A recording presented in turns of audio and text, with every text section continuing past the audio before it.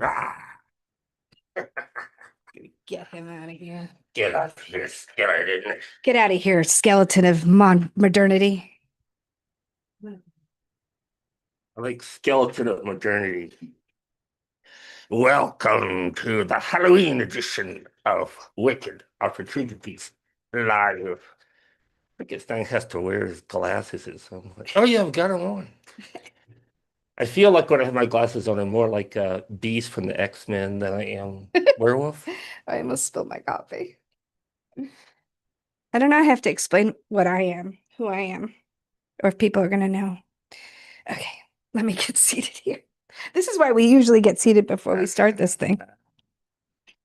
It's a whole It process. is a whole process. What is happening? I cannot believe we've reached the stage. Ow. My teeth are scary enough without the werewolf teeth. Okay, I feel like I need to move over a little bit. Are you over now? Elvira is trying to get situated here. Yes. Yeah, as you can all see, I know that you've all guessed by now, because of the hairdo, Yvette is Elvira. I don't know why I can't figure out how to pop the chat out, but It's here. It's no, I know, but normally we have it. Welcome. yes. If you haven't figured it out, this is the Halloween yeah, that was my chair, but it's okay. Here we go, pop out chat. Welcome. I can't believe, actually, I can believe it took, how many years have I known you? 15, It took 15 years for you to get me in a wig 16. and this amount of makeup. You know, yeah, it's 15, yeah. Yeah, no, Just, that last statement was quite a statement. That was I mean, friends, quite the I statement. need to know what other foresight firm is doing this. Look, if you can't be yourself, and this is who I am on the inside, The inside. then what do we have in life? We have What nothing. do we have? Elvira and the werewolf are hosting you. Yes, absolutely. Elvira seems very distracted today. Sorry, I am. I am. You know, there's a lot going on.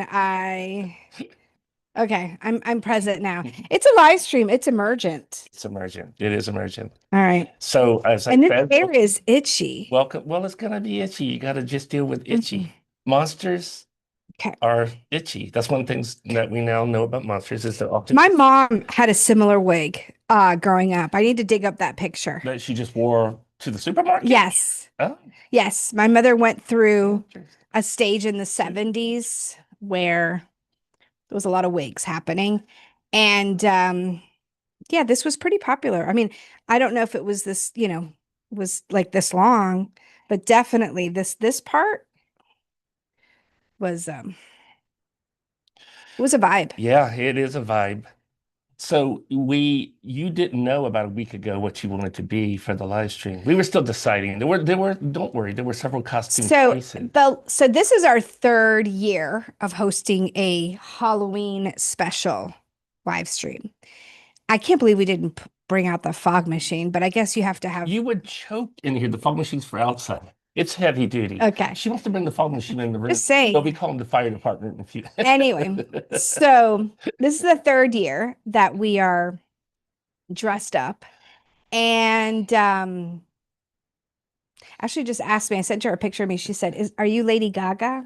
Oh boy. I know. This is what happens. But the other day she was trying to say, oh, like my generation knows this thing that I was like, oh, well, that's so sad for you that you don't know who Elvira is.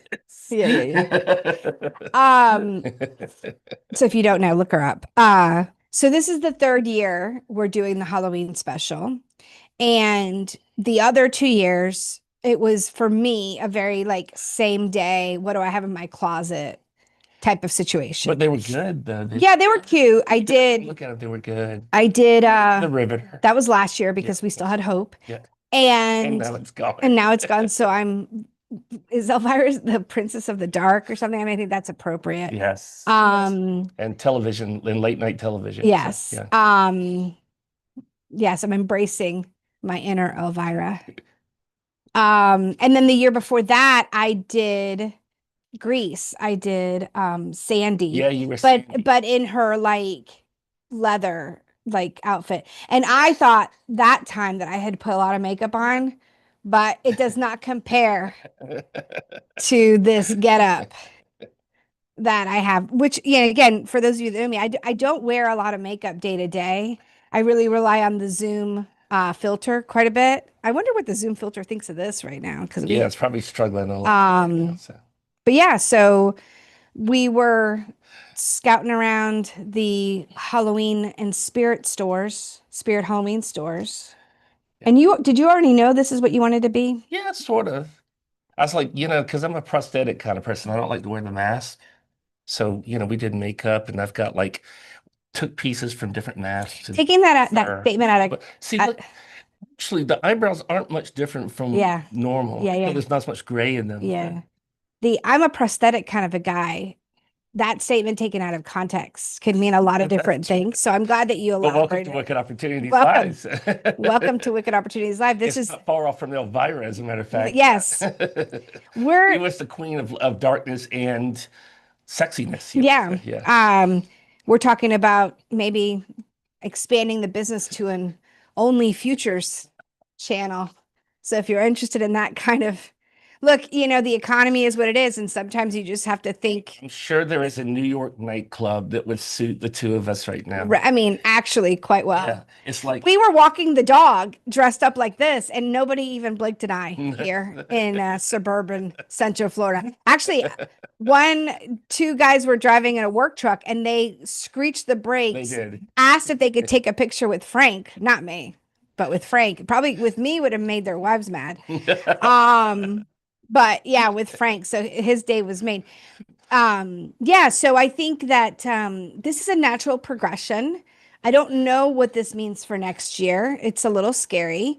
But let's see. Speaking of scary, I even like queued up some scary music. Let's see what this one is. This is good. It's like sound.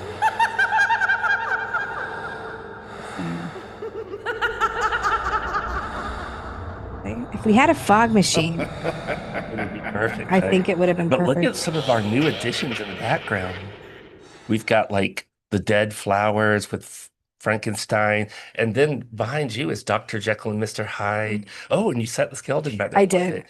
And there's just so much. I have a funny story about that because yesterday because we do run a business here outside of this. This is the business, as far as I'm concerned. Well, it might become that. Again, Only Futures, if you know what I mean. Wink, wink. Wink, wink. Yeah, I had a meeting in the studio yesterday with a potential client. We were going over a proposal. Yes. And so moments before, I cleared out. Never a dull moment around here. Yeah. It's like yesterday, potential client from Europe. Today, werewolf. Yeah. So I cleared out, I took out the witch. I couldn't take out everything, but I took sort of the stuff off this table so that it wouldn't, because you just never know. Some people might be offended. Who knows? But probably not the right client in that case, given it's a 6-month project. But no, actually, they loved it. Yes. And fans. And it launched right into a whole conversation. Look, we even did our nails. Show me your little nails. Oh yeah. Yeah. I've even got little veins on my hands. It was fun. Look, it's tough. It's tough out there. We're 2 days. Whatever it takes. We're 2 days from basically having millions of people without food here in the United States. What a great way to start the. I'm just saying. So here's the thing: we have to embrace whimsy where we can. So we're whimsying it up today, people, and don't tell me nothing about it. As far as I'm concerned, this is the way life should always be. And we're going to do our best. We're going to help feed our neighbors, and we've never stopped being active. I also think that this is actually the perfect way to kind of close out, so to speak, the 2025 live streams. We do have another live stream in December. We're skipping November, but we're moving it to December. There's lots of stuff in December. The December one is going to preview 2026. So this is kind of like closing the 2025 chapter, but it actually provides a nice bridge to what we're going to do next year and what we're going to preview in December. Yeah. So I like it. I like it a lot. Yeah. But yeah, so I don't know. We were sort of shopping around the store and I saw, I think it wasn't the wig. It's a little Elvira doll. Yes.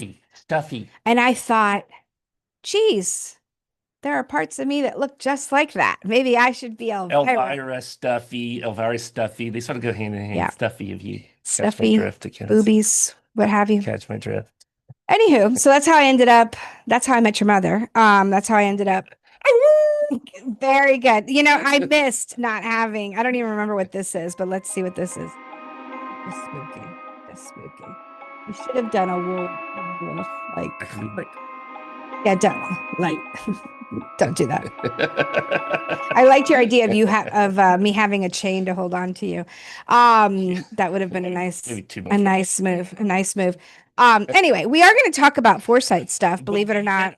And it's themed because once a Disney girl, always a Disney girl. So I'm all about making sure that our content tight. It's tight together. It's got theming. It all works well together. But acknowledge again that Frank loves Halloween and we love Frank. So this is what we do here. And for those of you that have been around a while, you know this. And we are big proponents of authenticity and being your authentic self. That's right. I say that dressed up as Elvira and wearing Speaking of authenticity and being your authentic self, do it.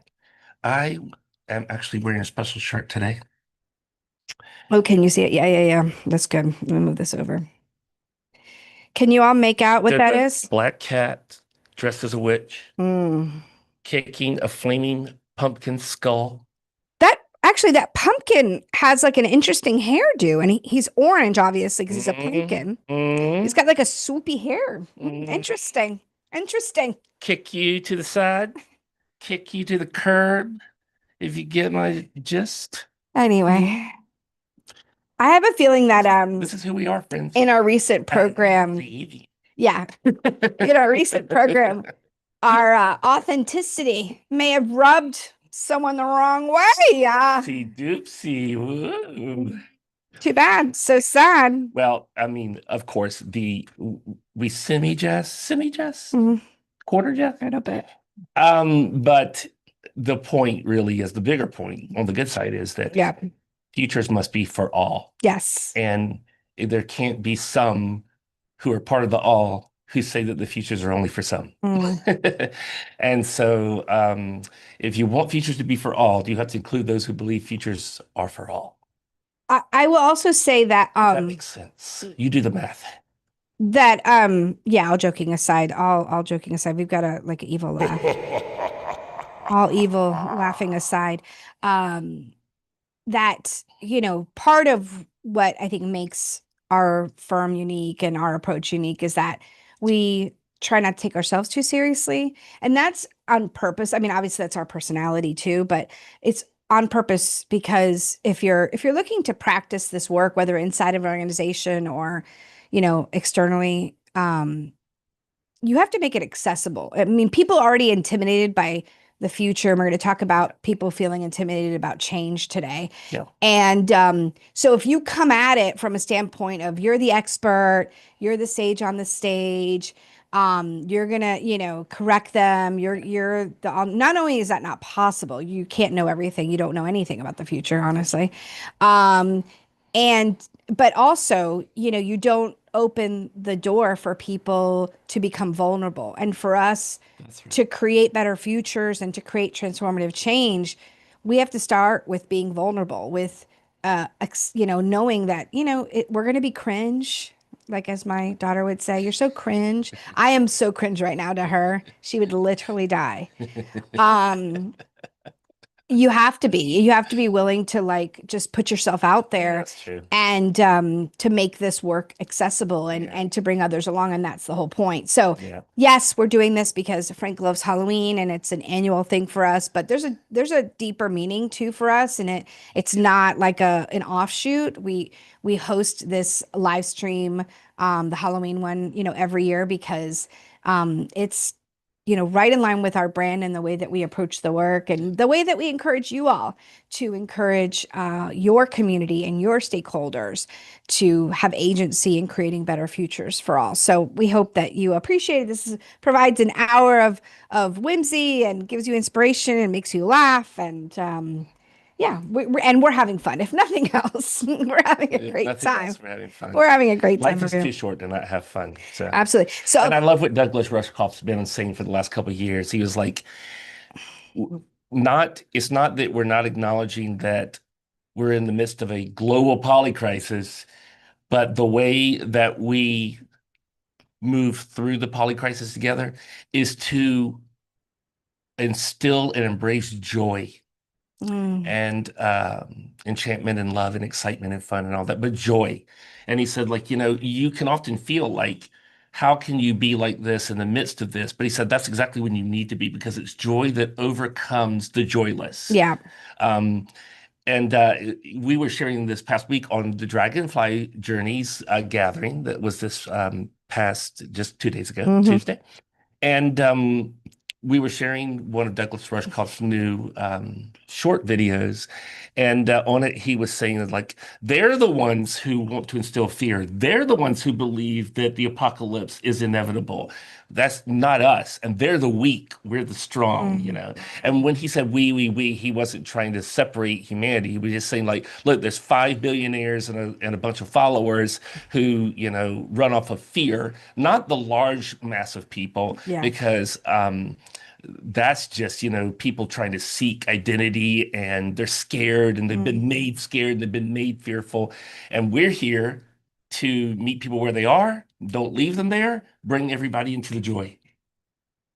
Just, I can't wait to watch this recording back because listening to us talk about this stuff like super seriously in these get-ups, it's my favorite part of the Halloween episode, honestly, looking back at them.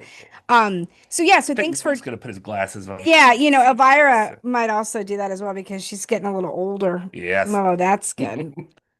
Wolf glasses. Yeah. These are my wolf Yeah. glasses. So we actually wanted to talk about monsters today. For those of you that have had the opportunity to read Frank's latest piece on Medium, Here There Be Monsters. I'm sure Nicole will drop that in the chat for those of you that haven't seen it. But we're going to sort of let this article guide our conversation a little bit.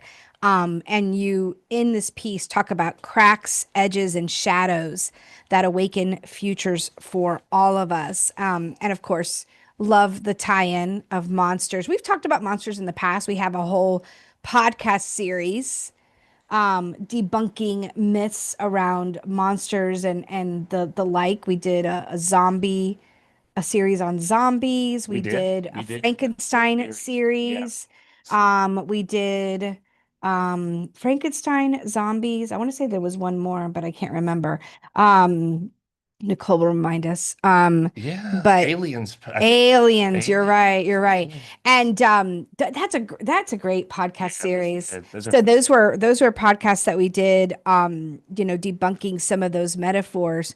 And in this piece, you take on this idea of monsters, and in part because obviously you have a love of Halloween, and I think part of the love of that holiday comes from the love of the unknown and the things Yes. that are mystic and unexplainable. It's totally where it comes from. I've like had to go back and sort of trace it, and there's not too many kids that aren't like into it. So there's some that are a little more like, I don't want to see scary monsters, but everybody's always intrigued by what's behind the veil, what's behind the curtain, so to speak.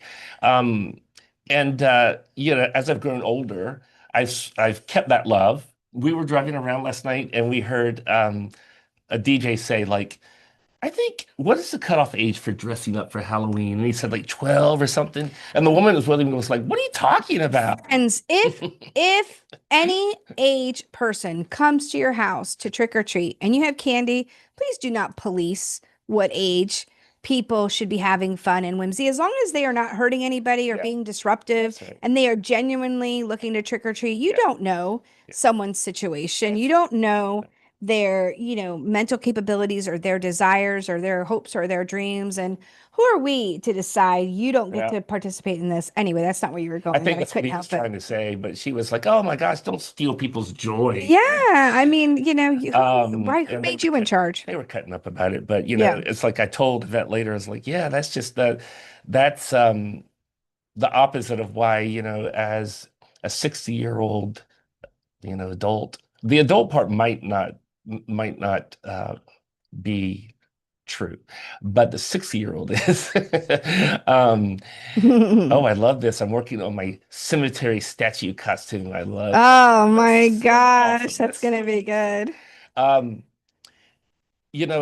as an adult, I've looked back and said, why do I still love this so much? And it's because I do, as you said, I love the mystical, I love the unknown, I love what's behind the veil.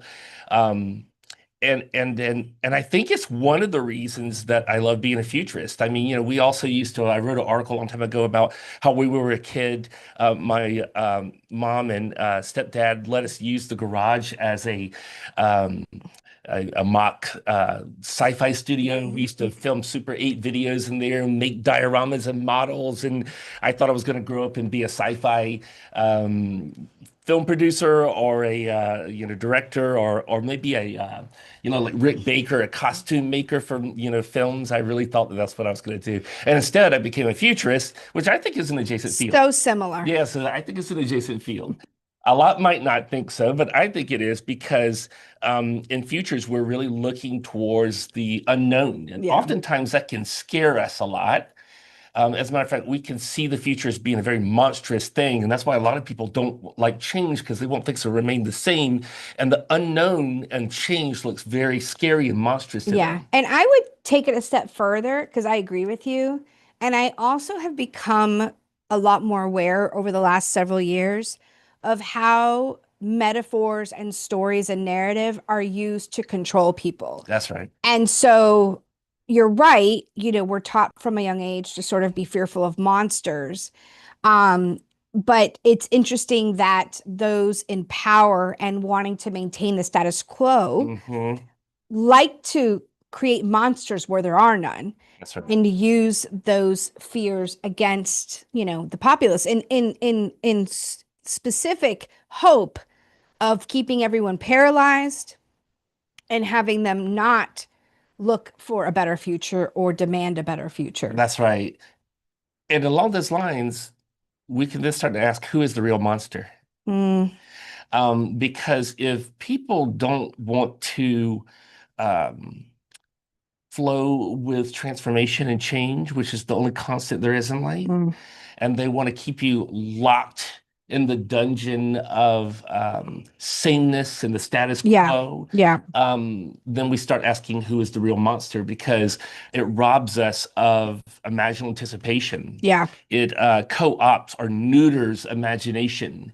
And that's what a lot of modern society is made to do is to co-opt and neuter your imagination, your Yeah. imagination. Yeah. And the imagination of countless people that have been othered from the status quo Yeah. are been made into look like monsters. Yeah. So like the status quo points to certain people, certain groups, and says, "Look at the monsters." Yeah. And the truth of the matter is, they're the real monsters because they want to keep you from life itself. The people- Anything that want to keep you yeah. from life itself is a monster. Yeah, you say in the piece. In reality, the answer is not so simple. Certainly, to be a monster is to inhabit the role of the vile and appalling, but the moniker of monster also belongs to all those who choose to live outside the constraints of the traditional. Yeah. Monsters are not just those who shun the light; they are those who embrace the imaginative expressions of life inside the liminal shadows of alternative realities. This is where my love for monsters resides, in the passion for the unfamiliar, the novel, the transformational, and that which is truly alive, which is our acronym that we use here to describe our worldview as it relates to our environment, which is that it's abductive, it's liminal, it's interconnected, it's vibrational, and it's emergent. Yeah, those things are monstrous to a lot of people. Yeah. And I think it's why the VUCA acronym is so popular Oh, yeah. because basically VUCA is an acronym saying the world's acting like a monster. Yeah. Can we get back to Yeah. can we shun the monster and push the monster away? Yeah. The volatility, the uncertainty, the complexity, and the ambiguity, Yeah. monsters. Yeah. And when we view the world like that, we view it as a monster. Yeah. Instead of seeing an abductive, liminal, interconnected, vibrant, or vibrational and emergent world, which is alive.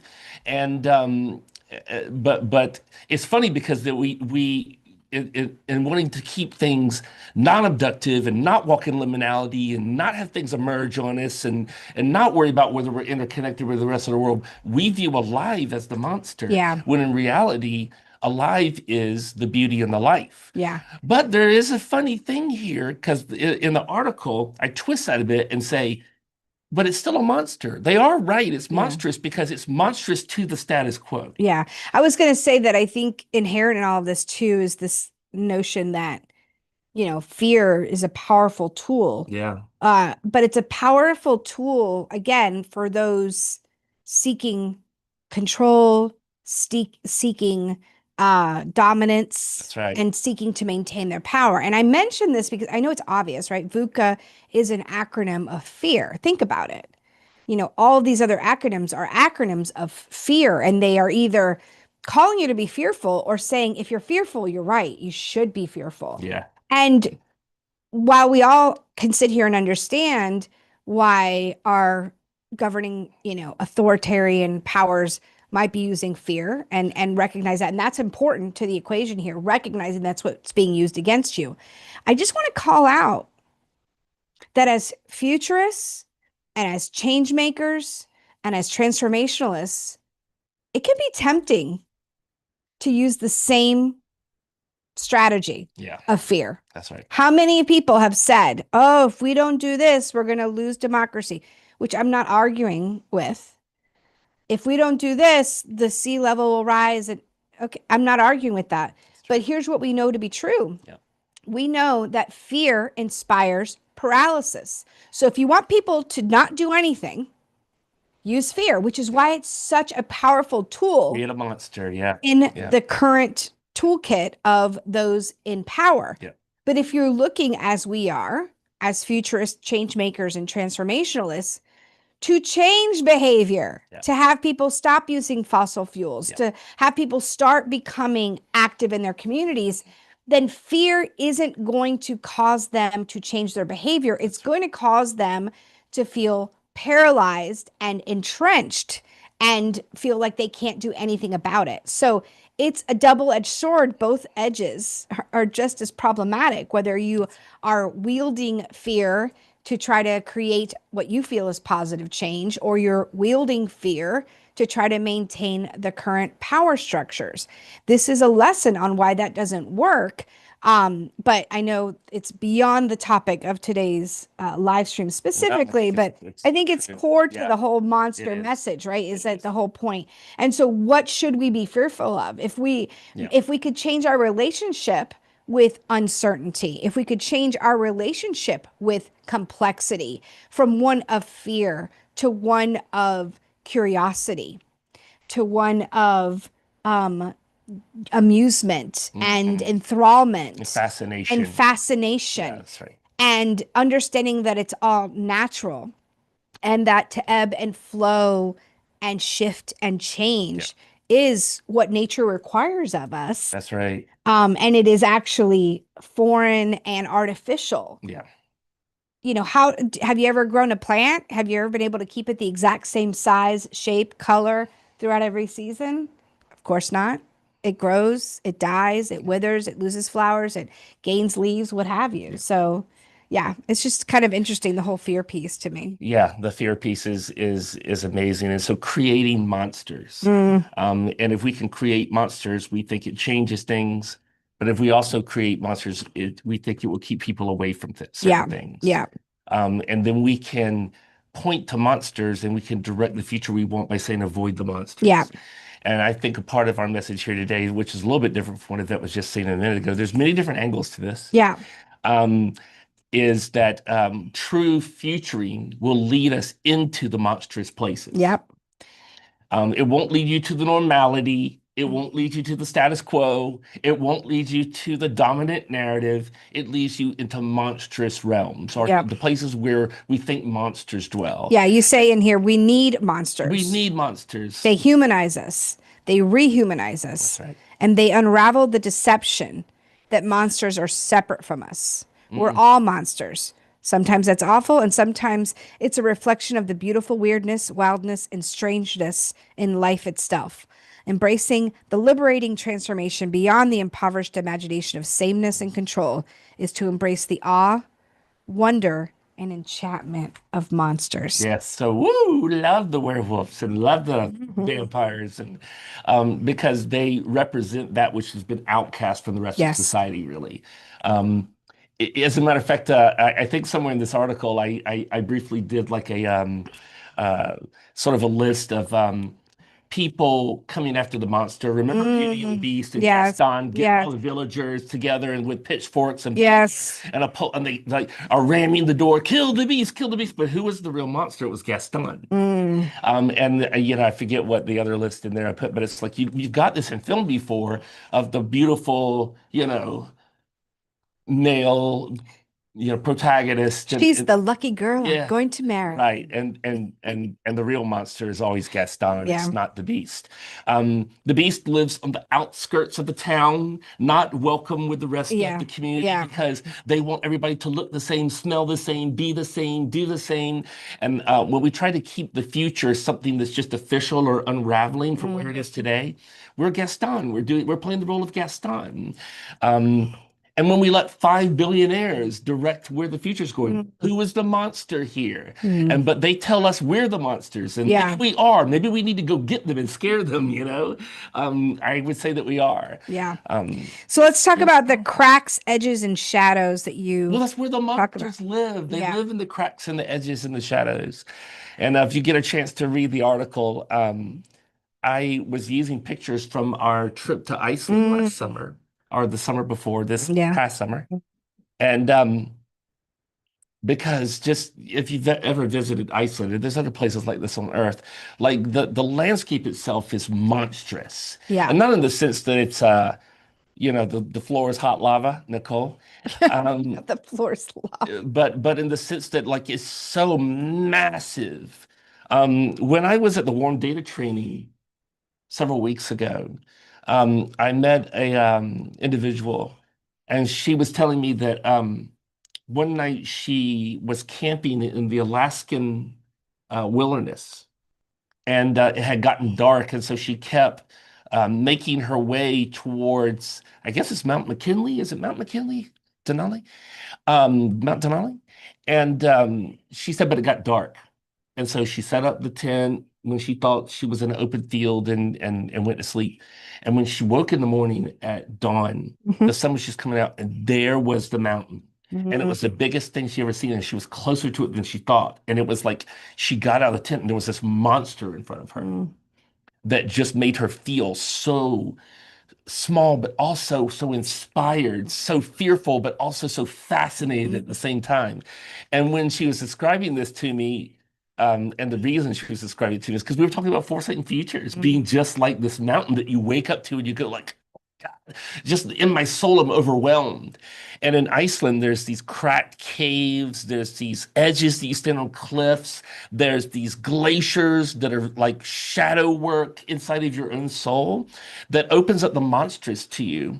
And that is the main thing that happened to me on this trip, is like it was encountering monsters that made me have to face the monstrous in myself. Again, not the evil, not necessarily something dark, although there's that too, but the stuff that we keep hidden, like dressing up for monsters on a live stream on Halloween and have people go like, they're so silly. How unprofessional are they? It's like, I'm the one that's free. I'm the one that's being liberated. I'm doing the shadow work, friends, and you have to do the same thing too. And that doesn't mean you need to dress up like a monster on your podcast, but you need to be liberated into who you are, because that's the only thing that's going to allow us to walk into futures unseen, unknown, imaginative, to wayfind, as my friend Sonia Bueno says. We have to face those cracks and those edges and those shadows. We have to walk into them if we're going to face the monsters inside of us that need to come out and make an impression of difference on a society that says, be the same, be the same, be the same, over and over to us. Yeah, you say here, cracks are long thought to be small doorways into which much larger chasms act as an open gate to whatever lies beyond.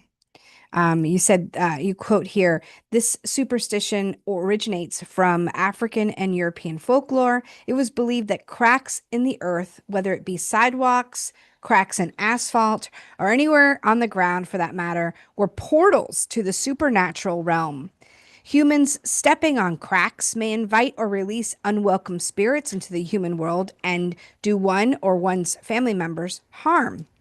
So, cracks, it is assumed, are breaks in an otherwise orderly world and are to be avoided or paved over lest we invite chaos into our comforting status quo. Yeah, I think futures invites chaos into the comforting status quo. And I know that, like, we often think that futures is supposed to bring certainty and bring clarity, Clarity. bring calmness. Yeah, that's an interesting Mm, duality, right? yeah, Yeah. I told the people that I was meeting with yesterday that if we do our job right, we often say that we poke our clients in the eye in such a way that they ask us to poke them in the other eye. yeah. And Ask for it. yeah, I heard, I was in another part of the yeah, office, but I could hear you in this you here talking to them. yeah. And I don't, correct me if I'm wrong, but somebody said it was a woman. She said, um, I hear what you're saying, but this makes me afraid. Yes, she was. Oh Yeah, my God. yeah, They were so candid in that conversation. yeah, I don't know if it was the Halloween stuff that broke the ice, but and I just said, yeah, you should be. Like yeah, if you're not feeling a little scared, you're not pushing yourself far enough. You're just sort of accepting what's normal and what's dominant. And yeah. so that fear, don't, lean into that. Lean into that, because it does take courage to do this work. And It the does. and the fear is not stemming from it's just stemming from not being comfortable in in operating in this Yeah, way. walking outside of your comfort Yeah. zone. And all good futures is going to push you outside of your comfort zone. And I've said this a million times before. I'll say it again. I don't think organizations are supposed to stay in the comfort zone. Mm, So I know that, our dominant systems tell us to stay in the comfort zone. And if you get outside the comfort zone, it punishes you. It doesn't reward you. yeah. But the truth of the matter is, staying in that comfort zone is only becoming more. The longer you stay in the comfort zone, the more brittle you Yeah. become. Yeah. You said, I've seen an increasing amount of writing from various corners that is calling for us to perceive the cracks rather than avoid them. Not the physical cracks we find on a sidewalk or dry ground, but rather the breaks and ruptures in our anthro-focused system of control dominance and human enthronement as being the way things are. Says certainly our world is bringing us into a meta crisis that with the revelation that humans are not the ruling pinnacle of all creation and that monsters abound. So Yes, monsters abound. And it's like we are the monsters. yeah. Because again, if we start saying, well, the cracks are out there somewhere, we're missing the point that like it's actually in here. Yeah.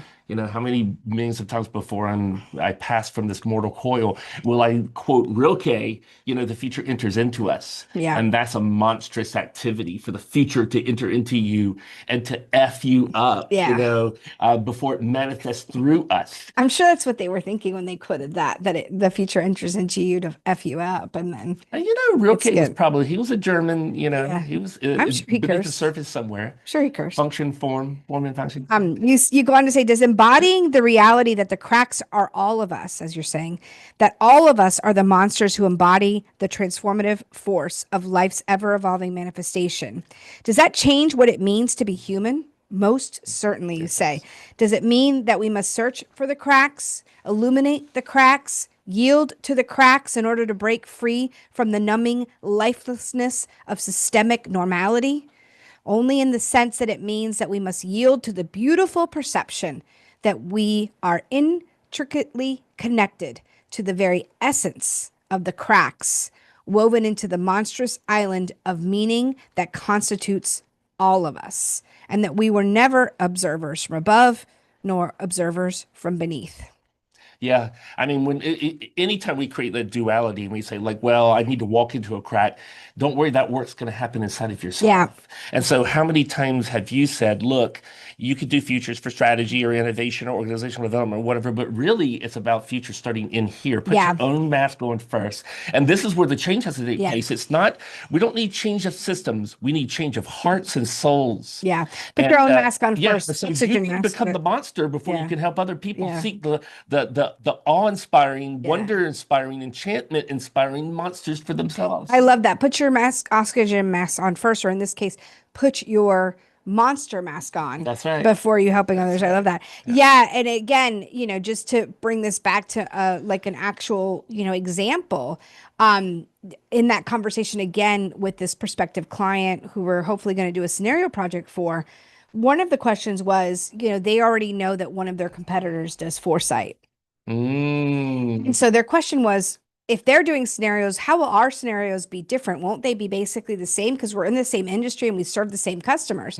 So I answered that in a number of different ways. The one aspect that I want to share here that I think relates to this is I shared to them that we won't even begin the topic of creating scenarios until we've unpacked the today. We've unpacked their assumptions, their biases about the past, the present, and the future. And I think that is such a critical part of the foresight process. And we often say, if you don't do that, if you don't challenge your internal cracks and investigate those, you're going to create a future that looks a lot like today when you create those scenarios, if you just go headlong into that process. So I love that aspect of it too. So yeah, I was just thinking, I love that as well.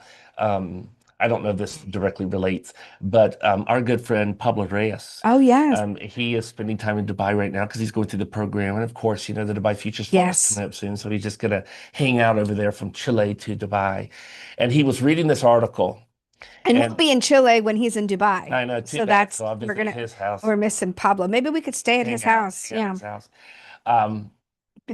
And he was like, oh, I really appreciate the article and everything. And then Pablo always has something great to say. Yeah. And he said, the monsters appear when culture becomes numb to change. And when there's no more world to unfold imaginally, because the imagination has been capped, it's been stemmed, it has been cut off at the knees. That's when the monsters appear. They break out because they're forcing us to see transformation and imaginal change. So the monsters appearing is a good thing.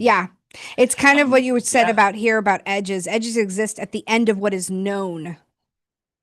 And so when it's kind of like when we tell folks, hey, if you're scanning and you feel like you've reached the end of the internet, like you've uncovered every trend that there is and you just keep reading about the same things, we talk about, other ways of scanning and challenging ourselves because you haven't reached the end of the internet. You've just reached your end of your ability to perceive what is emerging. And so similarly, I think this edge that you talk about is moving beyond that edge, right? It totally is, So you're standing at the edge of a cliff or the edge of a building. You're on a very high building, maybe the Burj Khalifa in Dubai. And keep the Dubai going. Just your heart is pounding and thumping in your chest, and your palms are sweaty, and you're sweating on your brow, and this fear of heights. Even if you don't have a fear of heights, it's still breathtaking to be at that high, right? And just over that edge, if I were to leap, and the fall that would be experienced, and the blow. And that is a monster. That is a monster. You're looking into the eyes of a monster right there. Matter of fact, I put a picture in the article here from Iceland where we were at a famous volcanic crater. Lake. Volcanic crater. The blue lagoon down beneath. And if you look at the picture, you'll see it was one of us standing on the edge on the other side. And just, so minute, so small. And in the face of monsters or imaginal futures, we can feel very small. And we don't like feeling small, mostly because our system has made us unused to feeling small like that. But we also, when we disconnect ourselves from the edges, or we don't sit the edges, we're not filled with the grandeur, the generative grandeur that we're connected to the large.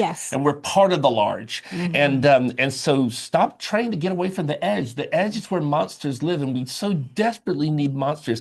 Again, I want to go back to this point that like a lot of futures has been molded to try to get the monsters to go away, to help organizations to find out how to avoid monsters. That is a mistake. Monsters are the beginning of something amazingly new, of the novel, of the transformative, and they bring life to the dull, to the dead, to that which is not, not alive.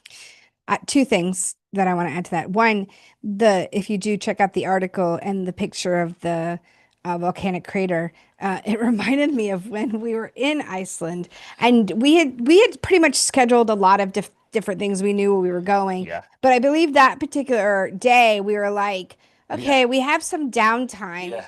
And so then I'm like, let me look at what's near here. And I like fire up Yelp, right?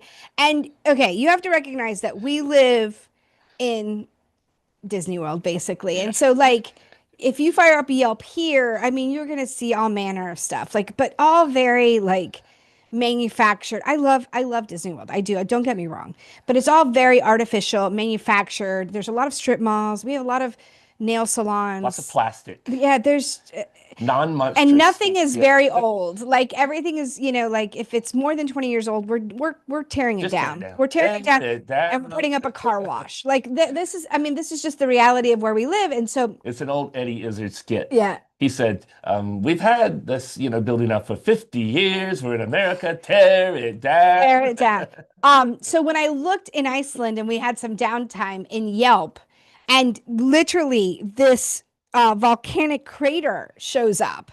It's like, oh, it's open till 8, and I'm like, all right, let's scoot on over there. It was just so wild that we just like sort of drove up impromptu on this incredibly beautiful A natural. breathtaking, monstrous pit in the ground. When you're in Iceland on a Thursday night, you just go, like, let's go see the crater. Yeah. Go see the volcanic crater. People that live near there are like, not the crater. Not the crater. The geyser, not the giant waterfall that's 65 stories tall. Yeah, that was one thing. Then the other thing, I just wanted to share this piece from the Beyond the Edges section of this article. Like cracks, edges are a part of the natural world, leading us not only into the unknown, but also into the abundantly divergent, the relationally queer, and the Winorifically conjoined as a transition from the familiar to the strangely unfamiliar, monster-laden edges are a part of a thriving world. I mean, that's why I love Halloween. I love Yeah. spooky and all of that. And of course, like I'm super clear. We've already talked about this today, that monsters can help us make sense of the things in the world that we know shouldn't be there. Yeah. But they also represent that which we have just been afraid to walk into ourselves, Yeah. or to recognize in ourselves. Yeah. A lot of futures work is doing shadow work. Yeah. And it's so important that we do that shadow work, because the shadow not only says, these are the mistakes I've made in my life, or the dark parts that I'm going to make peace with it, but it also says, here's the parts that I've been hiding from people that really express who I really am. And we need all of us to be who we really are more than ever before in the world. We desperately need that. The cookie cutter world that we live in is killing all of us. Yeah. And I need you to be you, and I need me to be me. And that's why the dragonfly is so important, because all of those pieces and parts and those voices make up this monstrous eye that can see up, down, sideways, to sideways, backwards, and forwards all at the same time, and perceive reality quite differently than the way we see it now. And if that doesn't sound like I just described a monster to you, nothing does. Yeah. You said in the section of the shadows, at this point, you might be thinking, isn't the shadow self the dark feelings that we repress? This is true, you say, but it's not the whole story. In reality, quote, our shadow is what we refuse to recognize about ourselves and what we do not want others to perceive. The more we have cultivated and protected a chosen persona, the more shadow work we will need to do. Therefore, we need to be especially careful of clinging to any idealized role or self-image, like that of minister, parent, doctor, nice person, professor, moral believer, or president of this or that. These are huge personas to live up to, and they trap many people in lifelong delusion that the role is who they are and all they are allowed to be. I think this conversation, outside of foresight, futures thinking, and the work that we do today, day to day, is so critical. We are facing, we talked about this earlier this year, this identity crisis. Yes. And, and it's tied to capitalism. It's tied to how we Modernity, colonial, settlerism, yes, sameness, yes, the future, the official future that yeah, is inescapable, so they say, and yeah, and as a path that is set in motion, so yeah. they say. And also just how we define ourselves is where I was going with it, because I think Yes, a lot of folks are facing the death of their potential livelihoods, that's right. of, whether it's through economic downturn or sort of AI technologies, and just sort of the death throes of Yeah, capitalism and the dominant systems. And yes. so we're having to do the shadow work to recognize, who are we? Who Who are are we meant to be outside all of, this time? Who are we? who are we? And who is humanity meant to be outside of this paradigm where when you introduce yourself, the first thing you say is what you do for work? Yeah. Is that really what we're meant to be? And everyone questioning that is in part causing, or a large percentage of people questioning that is in large part causing the different crises That's that we're right. It seeing, does cause the crises. because people are waking up and they're recognizing that, what, there's got to be more to this. Yeah, And part of it's that's being forced on us, the shadow work, and part of it is just the evolution of how of where we're going as a species. I saw it, it made me sad in my spirit.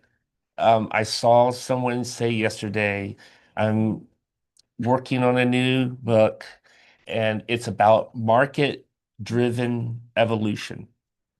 And they said, which for quite some time, that's the way evolution works now. It follows markets. And I just think this is not great.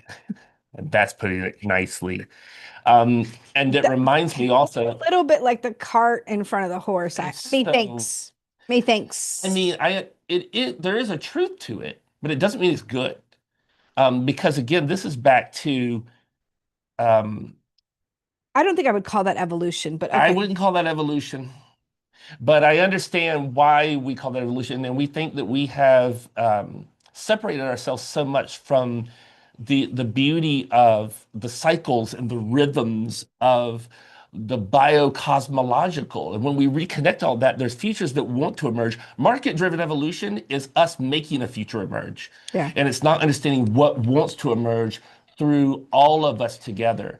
It reminds me of Benita Roy's illustration she makes, where she says, "Look, you're born, and then over time, all this latent potential builds up in you, and then the system caps it." And if we could get past that system, there is latent potentiality wanting to be released beyond the systems that we live in now. And it also reminds me of my friend and our friend Sonia Blacknot. She wrote this morning, she's already in Halloween because she's in South Oh, Africa. yeah, yeah, yeah. um, that that market-driven idea, the market-driven evolution, modernity, coloniality says there are no more rhythms to nature. Um, uh, There's and no there's no seasons. seasons, and she's commenting on the fact that it's like Samhain, which is where Halloween comes from, the Celtic idea of Samhain, is really about a closing down of the year Right. and a submerging, not an emerging, not constantly emerging. Nora Basin was saying this to me the other day. She said, like, there can be no emerging if there hasn't been a submerging Yeah, yeah, first, yeah. because there's nothing planted to grow. Yeah. And so if we're not allowing ourselves to shut it down and to thin the veil between the mystery and the known, between the fog and the light, and to walk into the fog, to future in the fog, as we've had, some of our podcasts on before, written articles on featuring in the fog, then we don't run through these cycles of submergence and then Beltane in the spring, which she's actually going through Beltane now. She's Yeah. not going through Samhain because she's in the opposite part of the world, right? Beltane is the rebirth. But you can't have it without Samhain, without Yeah. Halloween, which is Yeah. the submergence and the thinning of the veil. But modernity says there are no rhythms anymore. It's just constant growth, constant pushing, constant progress, constant efficiency, constant. And we even get at this time of year and it's buy, do this celebration, and we don't submerge the darkness of Samhain. And so entering into that place where monsters are, we'll reconnect us to the futures that want to emerge, not the futures they're trying to make emerge. Yeah. I think the monstrous. We need we are the monster. It rehumanizes us. Going back to the statement about market evolution, of course, it stands in a bit of stark contrast to the idea of intentional evolution, which is it's timely. We'll be talking That's a right. lot more about the idea of intentional evolution That's right. in the December podcast or live stream, and then in the work that we're going to do in 2026. It's actually the name of our latest set of trend cards, intentional evolution. And if you're They are, yeah. if you're curious, those might already be in the shop. They are in the shop for sure. And we've already had some people purchase them. You can get your hands on the intentional evolution cards now. Yeah. So so happy Halloween. Happy Halloween to you for those all the reasons that we just talked about, and happy Halloween to all of you, or happy Samhain, Yeah. or maybe if you're celebrating some other time of year. But I'll tell you, this is my favorite time of year because it is the time when like the leaves are falling and nature is telling us, the rest of the world, humanity might be market driven. I don't want to be market driven. You shouldn't want to be market driven. The rest of the cosmos is not market driven. I can tell you that right now. Yeah. And it wants us to align with it. And so watch what's going on around you and let the rhythm of all of life enter into you at this time of year. Yeah. Nothing else. Yeah. And be alive. Yeah. I'll leave you with an invitation, as Frank has said, to move into this next season, to embrace the whimsy, to join us not just in our live stream in December, but in the free webinar that Frank is going to be hosting for the next season of the Dragonfly Journey. So if you've been curious about the Dragonfly's journey, we just had someone share with us that participating in the Dragonfly Journey this year really helped her connect what she had been feeling internally about what foresight should be with a vocabulary, a terminology, and a community about what foresight could be. So we are reconvening that group for another year-long community of practice. And our first session, as always, is free and open to the public. So if you're curious about the Dragonfly's Eye or about holoptic foresight dynamics, I do encourage you all to join us. And again, thank you so much for keeping the whimsy alive. I know sometimes I could be sort of the type A kind of a gal. And oh no, I am appreciative. You and Nicole and Ashley and the team here. Appreciative. So all of our amazing family out there, like Isabella says, thank you for the lovely conversation. And I'm celebrating Samhain this year for the first time. Fantastic. And I'm excited for that because like this is not it's not what we made it out to be. It was a monster, but it's not the monster they made it out to be. And it's just a lovely time of year. It's my favorite time of year. So happy Halloween. Happy Halloween. And Dia de los Muertos and everything related to that. And we'll see you all in December. Take care, everybody. Yes. Bye-bye. December 9th. Come to the journey. Yeah, come to the journey. We'll see you then. See you there.